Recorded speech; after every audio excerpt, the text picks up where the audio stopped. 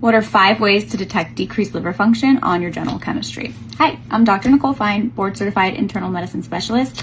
Let's go. First question, an elevated ALT on your chemistry indicates that there's decreased liver function. Is this true or false?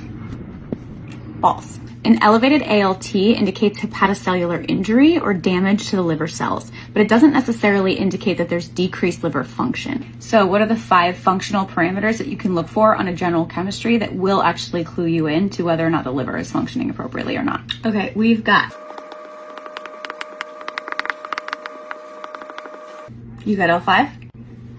Next up, will these 5 functional parameters be elevated or decreased in a dog whose liver is not functioning appropriately? First up, BUN, decreased. It's made in the liver, so if the liver's not working, there's going to be less. Cholesterol, also decreased, same reason.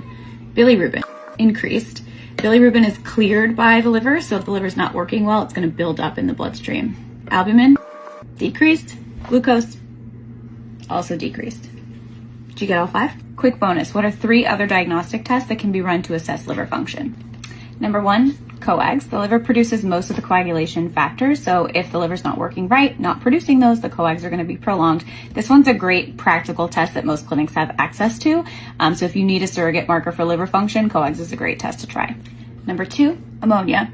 This one's a little trickier because there's some handling requirements with the ammonia levels that make it a little bit impractical. A lot of clinics don't have access to submitting this test, but it's a great marker for liver function if you can submit it.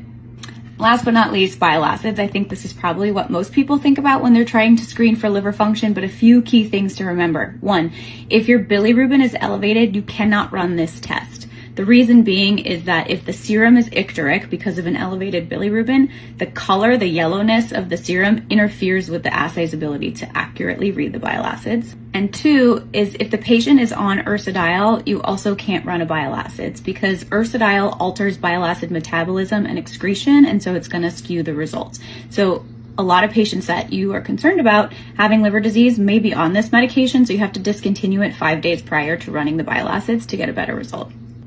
Hope that helped. Liver disease does not have to be scary if you break it down into little components like that.